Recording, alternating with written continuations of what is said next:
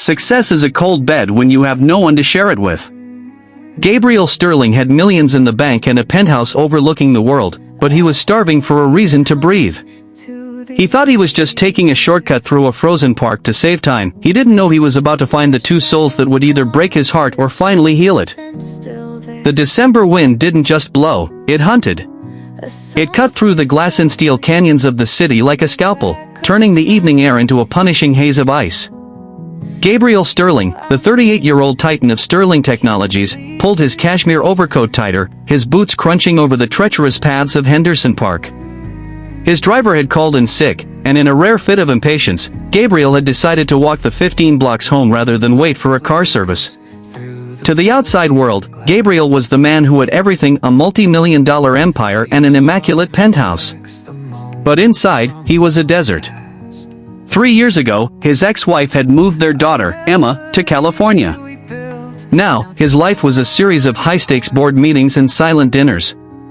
The Christmas lights draped over the bare park trees didn't look festive to him. They looked like mocking reminders of the warmth he had lost. "Excuse me, sir, please." The voice was small, thin, and trembling. Gabriel stopped. Standing near a snow-covered bench was a boy, no older than 8, wearing a jacket far too thin for a sub-zero night. His cheeks were a raw, angry red, and his eyes held a level of terror that no child should ever know. "My baby sister, she's freezing," the boy whispered, his voice cracking. Gabriel's heart, usually shielded by layers of corporate cynicism, felt a sharp pang. He looked down and saw a bundle in the boy's arms, a tiny infant wrapped in a threadbare blanket. The baby wasn't screaming, she was whimpering, a weak, rhythmic sound that suggested her body was losing the energy to fight. "Where are your parents?" Gabriel asked, already shedding his heavy coat to wrap it around the shivering pair. The boy's facade broke. "Mom told us to wait. She said she'd be right back, but that was before it got dark." As the expensive cashmere engulfed the children, the boy looked up with a haunting question: "Is Sarah getting quiet because she's tired, or because she's dying?" Gabriel had spent his life solving business crises, but he was staring at a life-and-death situation he couldn't buy his way out of. He had a choice: call for help and walk away, or bring this trauma into his own home. He had no idea that by opening his door, he was inviting in a secret that would bring the police to his doorstep by midnight. Gabriel didn't hesitate. The nearest hospital was 10 blocks away, but his apartment was only 6. He scooped the baby into his arms, feeling the terrifying chill of her skin. With the boy, Tim, clutching his sleeve, they hurried through the biting wind. Gabriel's suit jacket was useless against the cold, and his designer shoes slipped on the ice, but for the first time in years, he didn't feel the emptiness of his life, he felt the weight of someone else's. Inside the penthouse, the air was warm, but the atmosphere was frantic. Gabriel barked orders to his doorman to call his private physician and the police. As he laid the baby, Sarah, on his sofa, he realized how ill-equipped he was. He had built empires, but he was terrified of a 10-pound human being whose lips were tinged with blue. Dr. Richardson arrived within minutes, followed by Detective Chen. While the doctor worked to stabilize Sarah's temperature, Gabriel sat in his minimalist kitchen, watching Tim grip a mug of hot chocolate as if it were a lifeline. "You did the right thing, Tim," Gabriel said softly. "I was scared you'd be a bad stranger," Tim admitted, his eyes welling up. But Sarah wouldn't stop crying, and then she stopped altogether. The truth came out in jagged pieces. Their mother, Diane, had been battling addiction. She had been clean for months, but the shadows had returned. She had left them on that bench with nothing but a promise she couldn't keep. Detective Chen stepped into the kitchen, her face grim. "We found her, Mr. Sterling. She was a few blocks away, incoherent, trying to buy. She didn't even remember she'd left them." As the ambulance arrived to take the children for observation, Tim refused to let go of Gabriel's hand. Gabriel looked at his immaculate, cold apartment and then at the boy who had no one else in the world. The system was ready to swallow these children whole, likely separating them into different foster homes by morning. Gabriel knew what it was like to lose a daughter to distance, but was he ready to fight the law to keep two strangers together? He was about to make a move that his lawyers warned him would ruin his reputation forever. The hospital waiting room was a sea of fluorescent lights and hushed whispers. Tim sat huddled in Gabriel's oversized coat, looking like a lost soul in a vast ocean. "Gabriel? If Mom doesn't come back, where do we go?" Tim asked. Gabriel knew the answer. Foster care. Group homes. The high probability that a 7-year-old and an infant would be split up to accommodate available beds. He thought of his own daughter, Emma, safe in her bed in California, and then he looked at the hollowed-out expression on Tim's face. "I promise you," Gabriel said, the words surprising even him. "I will make sure you and Sarah stay together.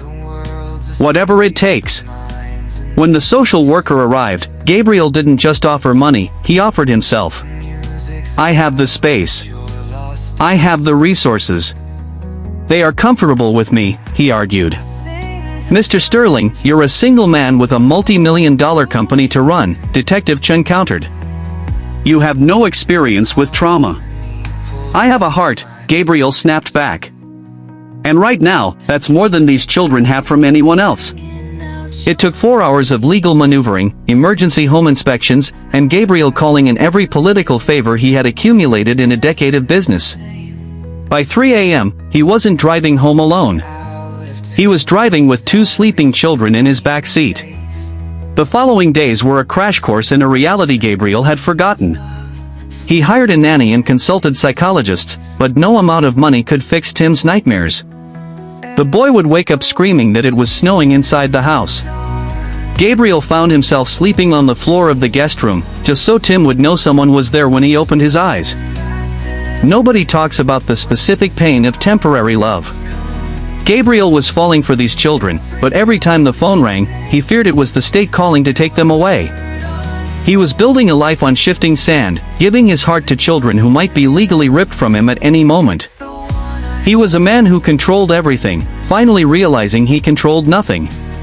Just as Gabriel began to feel like a father again, the past came knocking. Diane, the mother who abandoned them, was demanding her children back. Gabriel was headed for a courtroom battle where his wealth would be used against him as proof that he was buying a family. 6 months turned into a year.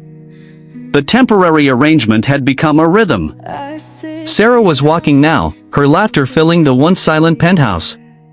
Tim was at the top of his class, a budding scientist who still insisted on checking the locks every night to make sure they were safe from the cold. In a move that stunned the city, Gabriel's ex-wife and daughter Emma visited. Instead of resentment, Emma found siblings she never knew she needed. The CEO hero was no longer a headline, he was a man who knew the lyrics to every lullaby and the location of every lost toy.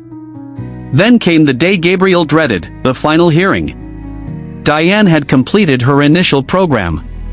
But when she stood in that courtroom, she didn't ask for her children back. She looked at Gabriel, then at her children who looked healthy, loved, and, for the first time, secure. "I love them enough to know I am not what they need," she whispered through tears as she voluntarily terminated her rights. "Promise me you'll tell them I tried." "I promise," Gabriel said. "And I'll make sure they know they were always worth everything." 2 years to the day after finding them on a park bench, the adoption was finalized. Gabriel Sterling, the man who had once measured his worth in quarterly earnings, sat in his living room surrounded by the beautiful chaos of a family. The world tells us that success is about what you gather: the cars, the titles, the penthouse. But the deepest pain, the one nobody talks about, is the silence of a life lived only for yourself. Gabriel found that true power isn't in building an empire, but in being the person who stays when everyone else leaves. He didn't save those children, they saved him from a life of gilded isolation. They taught him that a home isn't where you live, but who you would freeze for. As he watched Tim help Sarah build a tower of blocks, Gabriel realized the December wind could howl all it wanted. For the first time in his life, he was finally, truly, warm.